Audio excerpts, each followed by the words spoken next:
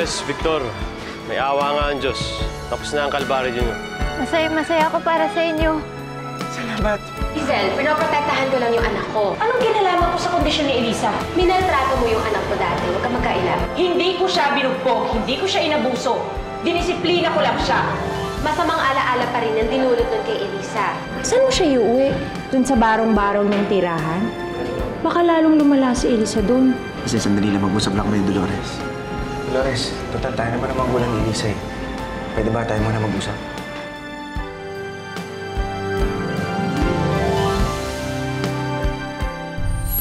Huwag naman akong ipitin. Di ba nagkasundo na tayo? Naayusin mo yung custody ko sa anak ko sa oras na babawi natin si Elisa? Dolores, di ko naman nakakalimutan yun eh. Pero sa akin na may punto si Hazel. Hindi naman sa minamata ko yung bahay ninyo.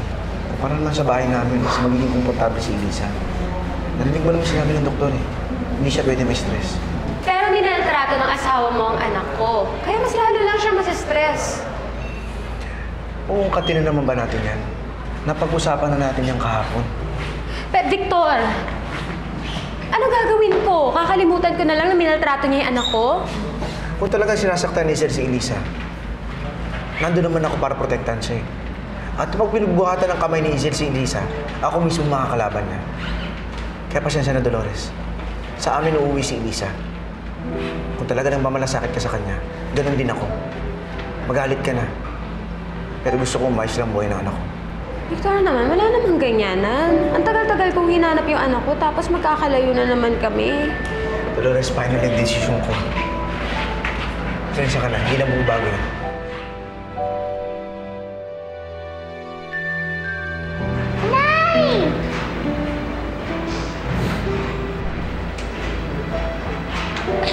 Oh, ano nangyayari sa'yo? Ba't ka umiiyak? Hindi kuya, hindi ako umiiyak. Tara, pasok na tayo sa loob.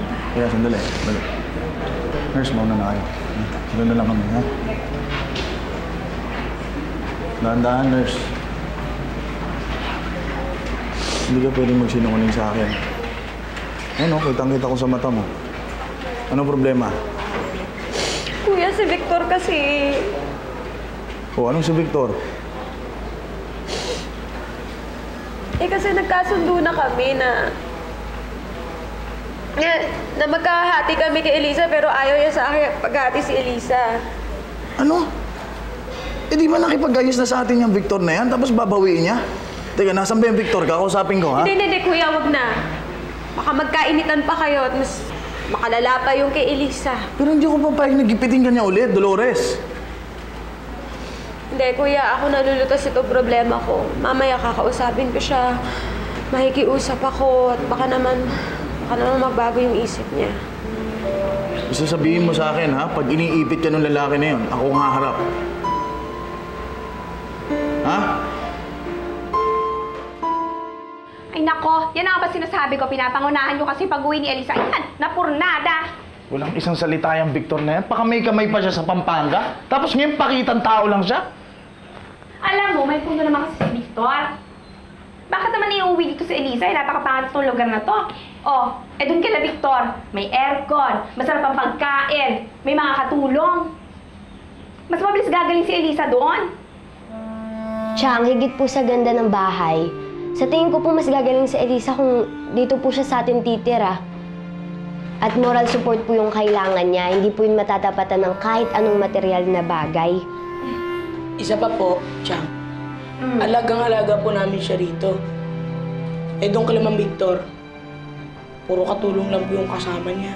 Paano naman nasabi? Napadala ka na ba doon, ha? Mapanghusga naman to. Ang punto ko lang naman, kung gustong ilaban ni Dolores yung karapatan niya doon sa bata, huwag ngayon. Walang milyonaryong ama ang gugustuhin tumira yung anak niya nagpapagaling sa gusgusing lugar. Hintayin niyo muna gumaling si Elisa bago niya hirita si Victor. Hindi. Kilala ko si Victor. Kapag pinalagpas natin yung sitwasyon, aabuso yun. Kaya ngayon palang pagsasabihan ko na si Dolores ay paglaban na sa Elisa para hindi na mamiyasa yung tao. Di sige. Tingnan natin kung anong mapapalanin niyo.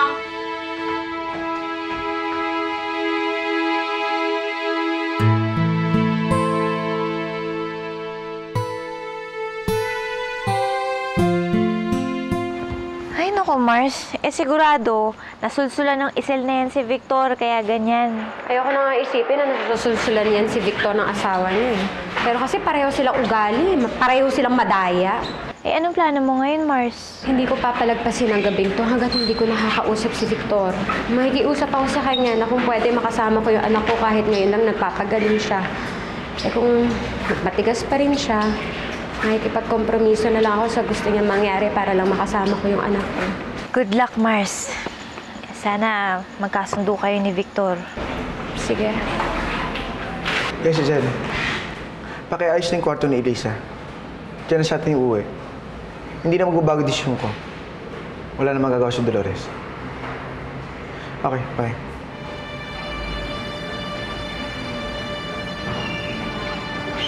Wala pa rin talagang plano si Victor na ibalik sa akin si Elisa.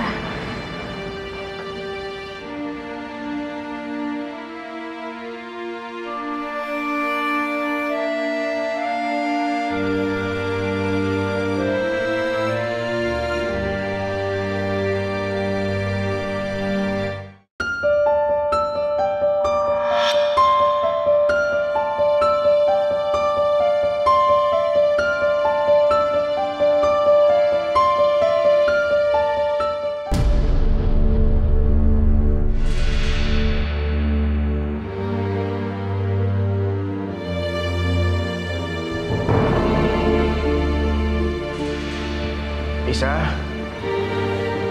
Dolores?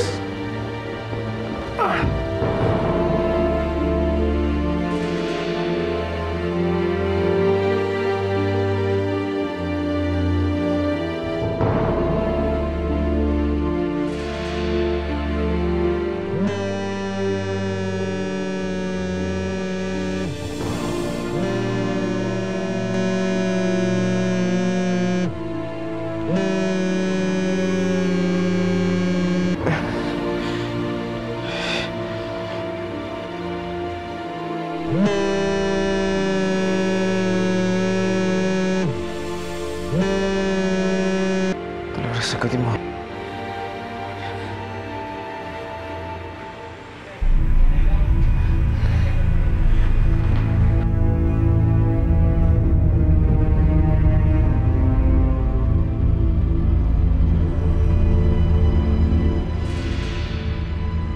Ma'am, saan niyo po dadalhin ang pasyente?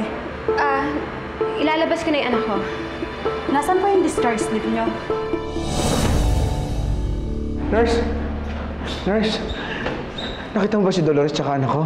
Magkasama ba sila? Hindi ko po napansin, sir eh. Wala po ba sa kwarto? Wala eh. Salamat na lang ha.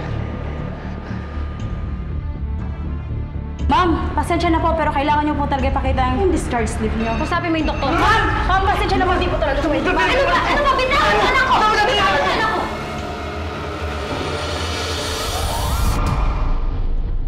Napakasama mong tao ah! Totoo ang sinabi ng asawa ko. Kidnapper ka nga! Isipin mo na lahat ng gusto mong isipin pero ipabaya mo na sa akin yung anak ko! Bitawan mo anak ko! Hindi mo makukuha anak ko! Bitawan mo! Akin na si Elisa! Tuwa ka na! Ma'am, sir! Bitawan mo! Tama na po yan, makakasama po yan sa Bitawan mo! Bitawan mo! Akin na! Bumitaw! Akin na anak ko! Akin na ngayon! Ay! Bakit po kayo nag-aaway?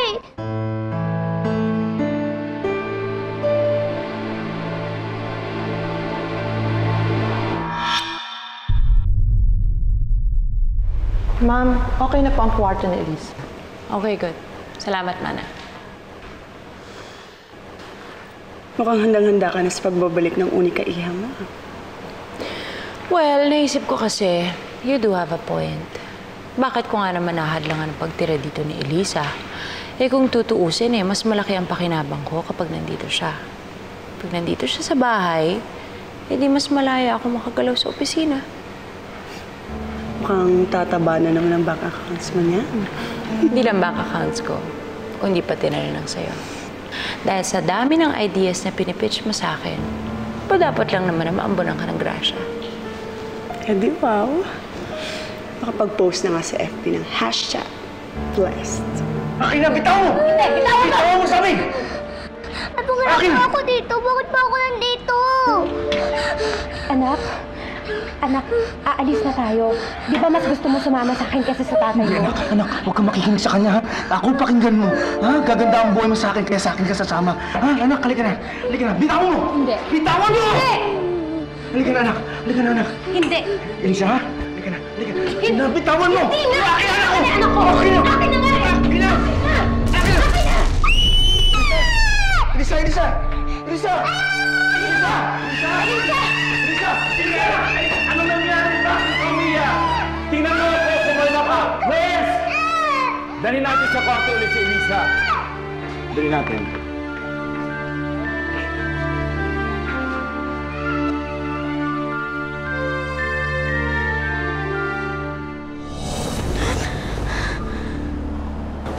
Jam, akala ko tulog ka na. Teka, gising. Inayos ko lang yung mga gamit mo para sa labas mo. Nagising lang ako eh. Biglang sumama yung pakiramdam ko. Ano? Gusto mo tumawag akong doktor? Hindi. Hindi naman physical itong nararamdaman ko eh. Bigla na lang akong may naisip. Anong ibig mong sabihin, Jam? Biglang pumasok sa isip ko si Elisa kaya ako nagising. Pipo, ano na kaya nangyayari sa kanya? Hindi ko alam kung bakit bigla siyang pumasok sa isip ko eh. Sana naman ligtas siya. Kumusta na kaya siya?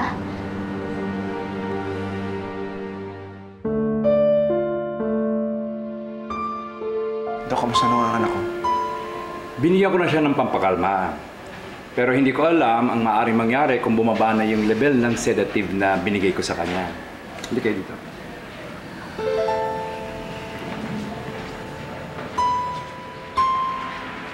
You see, your child is very sensitive now. Mabilis siya mag-react sa mga bagay o sa mga nangyayari sa paligid niya. O kaya yung mga bagay na nagpapaalala sa kanya ng mga bad memories niya. Kaya yun ang rason kung bakit nagwala siya kanina nung nag-away kayo. Doc, ano po yung pwede namin gawin para hindi po siya uli sumpungin? Malaking factor yung kalmadong environment, kasi katulad ni Eliza.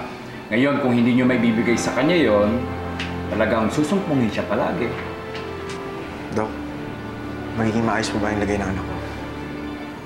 Oo naman, pero I'll be honest with you. Kung gusto nyong gumaling ang kanyang kalagayan, dapat kayong dalawa mag-ayos muna.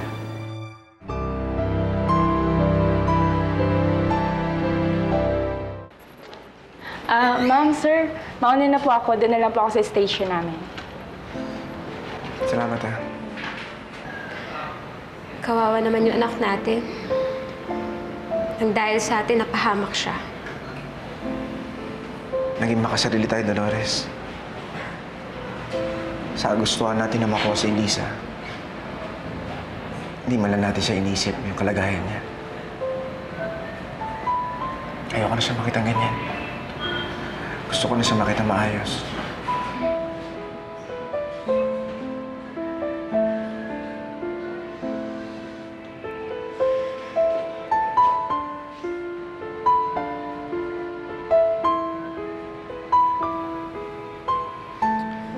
Masakit man para sa akin na hindi ko makasama si Elisa. Pero sige, hindi ko na ipaglalaban yung karapatan ko sa kanya. Pwede mo na siyang iuwi. Sigurado ko, Dolores. Kung hihingi rin naman ako ng permisyo sa'yo para iuwi ko siya, hindi ka rin naman papayag hindi na ako magmamatigas. Para sa katahimikan nating dalawa at ni Elisa, paparaya ako.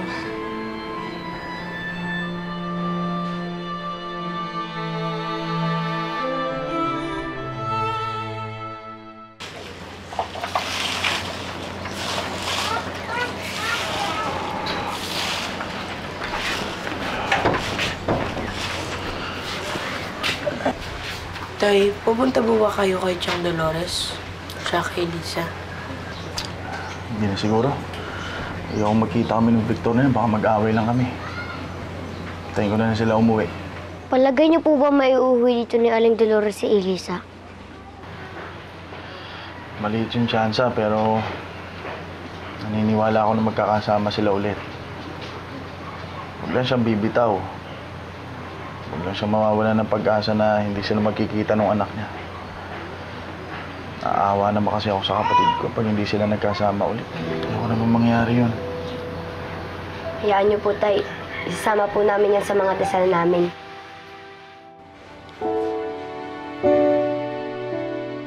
Oh, mabuti na ang lagay ni Elisa, kaya pwede nyo siyang ilabas mamaya. Pero yung binilin ko kagabi, huwag niyong kalilimutan para hindi na siya sumpungin ulit. Opo, Dok. Nagkausap na po kami ni Victor. Buti naman. Mauna na ako dahil magra-rounds pa ako. Dok, sasabihin na ako sa inyo. Ay, sige. Dolores, Okay. may babayaran ako sa kasya. Salamat.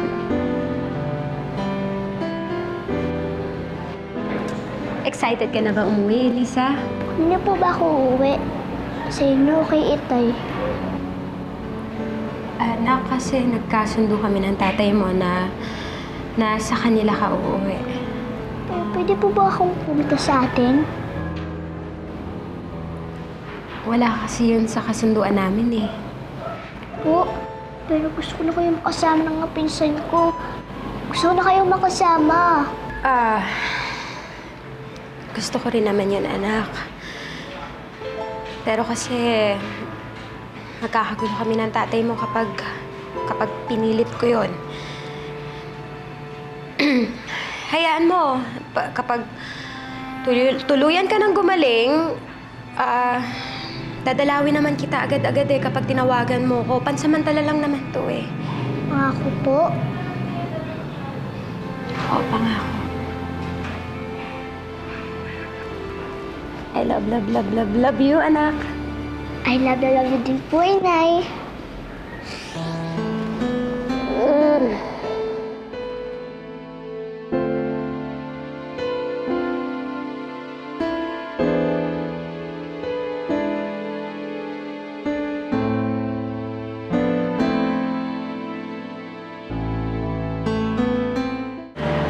Pag nakalabas na ako dito, uwi na ako sa probinsya.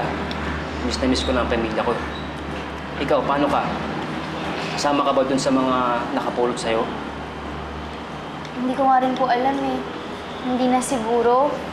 Sapat na po yung tulong na binigay nila sa akin. Saan ka uuwi? Hindi ko po alam. Yan na. Soup lang yan. Sarap ng sopas. Kaya mo, Jam. Kakusapin mo sila ng Cardo para kupupin ka nila. Ha? Ano ka ba, Pipo? Hindi na kailangan, nakakahiya. Alam ko rin naman na marami si Elisa dun sa bahay nila eh. Wag na. Okay lang. Jam, ano ka ba? Sigurado akong tatanggapin ka nila ng Cardo. Ikaw lang kaya ang sumalba sa buhay ni Elisa. Hayaan mo na akong kausapin sila ng Cardo. Para doon ko na tumuloy. Alam ko naman may miss mo si Elisa kaya gusto mong tumira doon. Pipo, salamat ah. Kahit na ganito yung kalagayan ko, kapag naiisip ko na may mga tao pa rin nagmamalasakit sa akin katulad mo, nararamdaman ko maswerte pa rin ako. Jam, tinutupad ko lang yung pangako ko sa'yo at kay Elisa dati. Hanggat sa kaya ko, tutulungan ko kayo. Ha? Salamat. Paano, Jerry? Pakilagay sa sakit. Ay, teka. Yung bag ko. Yung bag Dolores, kaya mo na. Alam ko. Bakit mo kailangan karga yung bag ko sa sakyan mo? Dolores, alam ko nagkasundo tayo na doon titira sa amin si Elisa. Pero alam ko, na lubos ang gagaling kapag kasama ka na. Kaya sana tanggapin mo yung alok ko sa'yo. Anong alok? Sama mo na si Elisa sa akin. Talaga po, Itay? Kasama po si Nessa pag-uwi?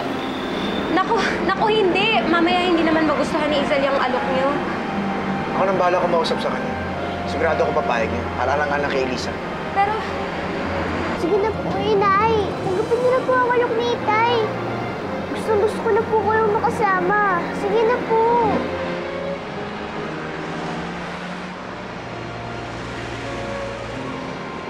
Sige na nga. Hindi kasi kita matanggihan, Elisa eh.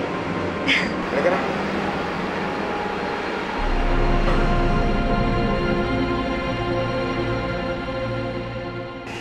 Hi, honey! Ayan. Hi, Elisa. Welcome back. Hi. Hello. Hi.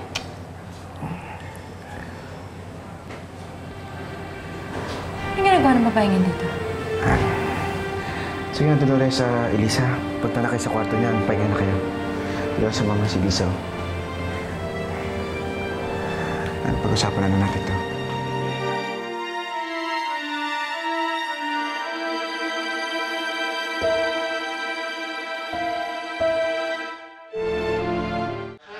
This is insane!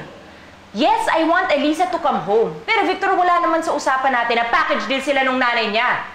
Please naman, Isel. Pagbigyan mo naman ako sa desisyon kong ito. Hindi to para sa akin. Para to sa anak ko. But this is too much! Victor, alam mo, hindi kami magkasundo ni Dolores. Ititira mo pa siya dito sa bahay ko? This is not about us. Tungkol to kay Elisa. Para mapabilis ang paggaling niya pagkasama ng nanay niya. Please. Okay. Sige. Kung sa tingin mo, yan ang pinakamabilis na paraan para gumaling si Elisa, sige, hahayaan ko na. But I hope this is temporary, Victor. Oo naman. Hindi naman ang usapan namin ni Dolores. Kapag gumaling na si Elisa, uuwi na siya.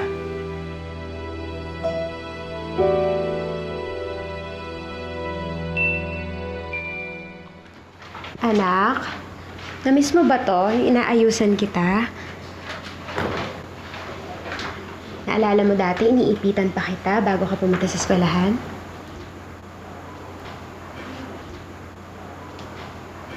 Oh, bakit parang hindi ka masaya? May inisip lang po ako. Ano naman yun? Inisip ko lang po sana kung mas mabuti kung doon po ako tumira sa atin. Kasi yun doon po si na Kuya Tomtom. Oo nga, kasama ko Kuya Nitay dito. Pero dito si Mami Isel. Pakapaluin na naman niya ako. Anak, hindi na mangyayari yun. Sisiguraduhin ko na proprotektahan kita. Wala nang mananakit sa'yo. Di bale na ako na lang masaktan basta hindi lang ikaw. Ganun kita kamahal. Mahal ko rin po kayo, Inay. Init ng pagmamahal. Pulos na di kailanman nalagsat. Gabi-gabi kung ito'y ipagdasal. Ngunit sila po, Itay. Miss ko na po kayo eh. Eh ako rin naman, nak. Miss na kita eh. Sige na, matulog ka na. Victor, anong ginagawa mo dito? Ano ba pinagmamalaki mo? Itong bahay mo? Oo, malaki nga siya, maganda siya. Pero mas pipiliin ko pa rin tumira sa barong-barong ko. Kasi doon, mga taong nakatira. Eh dito, isang demonyo. Elisa ka na, Elisa.